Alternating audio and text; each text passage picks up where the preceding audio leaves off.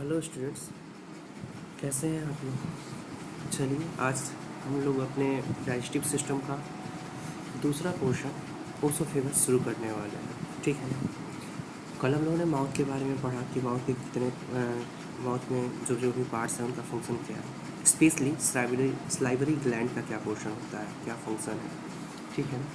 तो वहाँ पे हम लोग को पता चला कि जो फूड हम लोग पार्टिकल्स को क्या किए थे, कंज्यूम किए थे, उनको स्मॉल पीसेस में तोड़ दिया गया।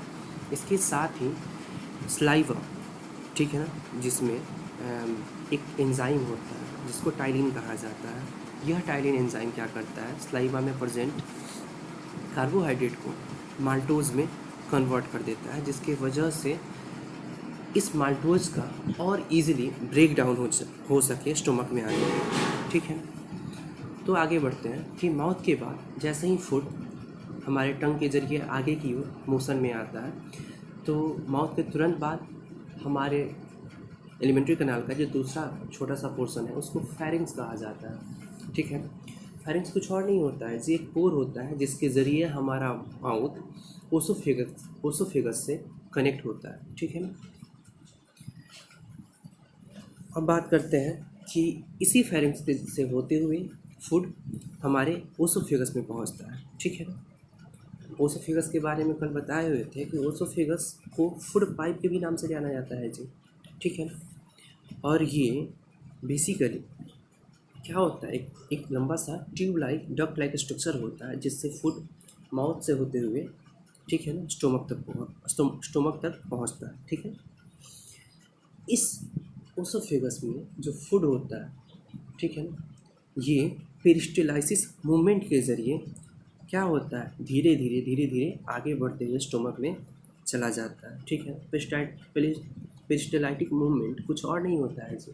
जैसे हम लोग पानी में जब पत्थर फेंकते हैं तो जो पानी में के सरफेस पे अप डाउन का जो वेव प्रेजेंट होता है ना जी, वैसे ही मूवमेंट के ज़रिए उसी मूवमेंट को पेरिस्टलाइसिस मूवमेंट कहा जाता है। और इसी मूवमेंट के ज़रिए क्या होता है, फूड हमारे माउथ से स्टोमक में पहुंचता है। ठीक है। बस ओसोफेगस का बस यही काम है। ठीक है ना। अगर सिंपल वे में देखा जाए तो ये बस माउथ और स्टोमक को कनेक्ट करने वाला एक डक्ट होता है। ठीक है ना। अब आगे बढ़ते हैं, अब स्टोमक के बारे में जानते हैं, जो हमारा तीसरा पोर्शन है इस डाइजेस्टिव सिस्टम का। ठीक है ना। जो हमारा स्टोमक होता है ये बहुत ही वाइड, ठीक है ना, बैग लाइक एक स्ट्रक्चर होता है। ठीक है ना। जो लेफ्ट से शुरू होकर, ठीक है ना, लेफ्ट से शुरू होकर हल्का सा नीचे डाउन होते हुए अपने राइट पोर्शन में आता है। ठीक है ना। जो हमारा स्टोमक होता है, ये जो हमारा स्टोमक है, इस स्टोमक को 3 पार्ट्स में डिवाइड किया गया है। ठीक है। इसका जो पहला एक्सटर्नल पोर्शन होता है, आई मीन इंटीरियर जो पोर्शन होता है, उसको कार्डियक पार्ट बोला गया। ठीक है। इसके बाद जो इसका पोस्टीरियर यानी कि जो पीछे का पोर्शन होता है उसको पाइलोरिक पार्ट कहा गया। और तीसरा जो इसकी एकदम बीचों बीच का जो पार्ट होता है, जो इसका मिडिल पार्ट होता है, उसको फोडिक पार्ट कहा गया। ठीक है। इस तरह हमारा आमाशय यानी कि हमारा जो स्टोमक है वो 3 पार्ट में डिवाइडेड है। सबसे पहला कार्डियक पार्ट, बीच का फूडिक पार्ट्स, और सबसे लास्ट पार्ट उसको पाइलोरिक पार्ट कहा गया। ठीक है। इन्हीं तीनों पार्ट्स में हमारा फूड क्या होता है, अलग अलग यहाँ पे तरह के फंक्शंस को परफॉर्म करता है और देन और स्मॉल पार्टिकल्स में ब्रेक डाउन होकर आगे की ओर क्या होता है, बढ़ता है। ठीक है। ये जो हमारा स्टोमक होता है ये खास तरह के कोलिम्बर इपिथेलियमी सेल्स का बना होता है। ठीक है ना। जो हमारा स्टोमक होता है ये खास तरह के कोलिमिनर इपिथेलियमी सेल्स का बना होता है। ठीक है ना। इसके जो सेल्स होते हैं ये जगह जगह पे अंदर की ओर धंसा, ठीक है ना, अंदर की ओर धंसा रहता है। ठीक है ना। दैट मीन्स ये बोला जा सकता है कि इसका जो सरफेस होता है हमारे स्टोमक का वो प्लेन नहीं होकर कैसा होता है, अप डाउन होता है। ठीक है ना।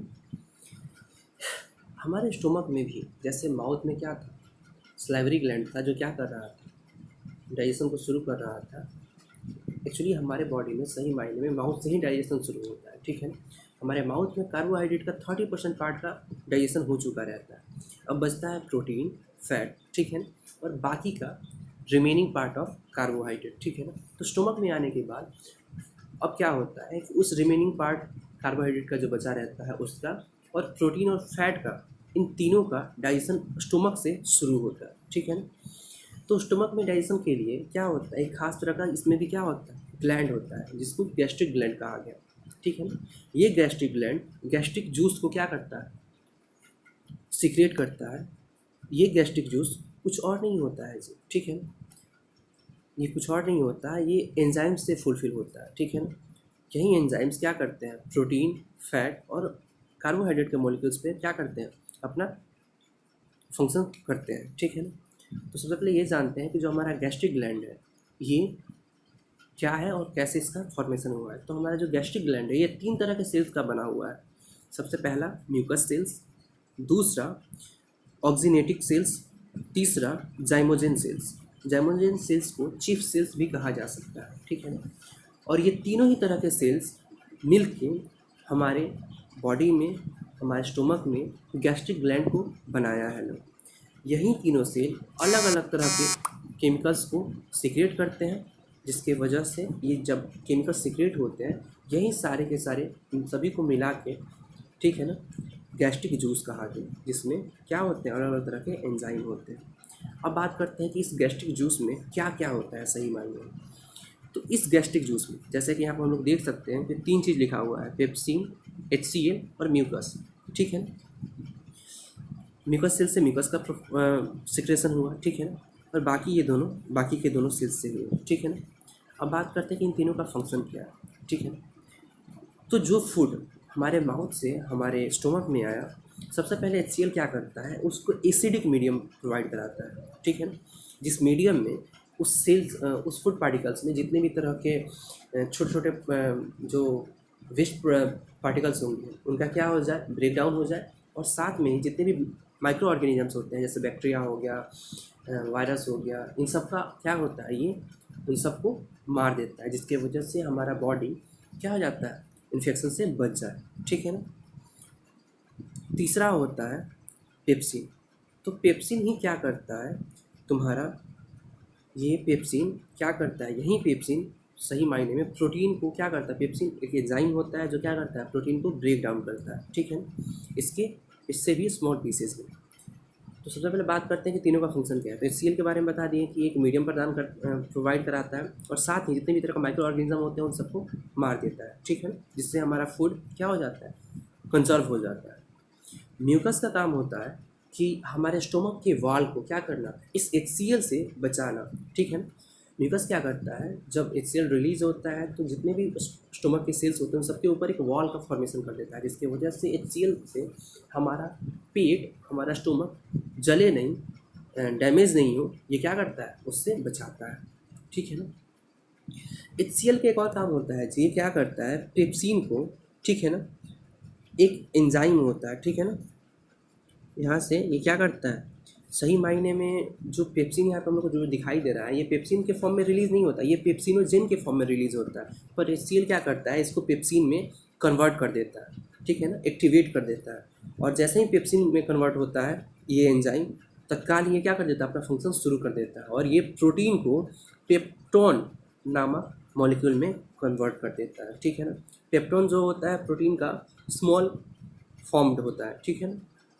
तो आज हम लोग स्टोमक तक ही रहने देते हैं, कल हम लोग पढ़ेंगे कि स्मॉल इंटेस्टाइन में फूड कैसे आता है और कैसे परफॉर्म करता है। सो आज के लिए क्लास एंड करते हैं, बाय।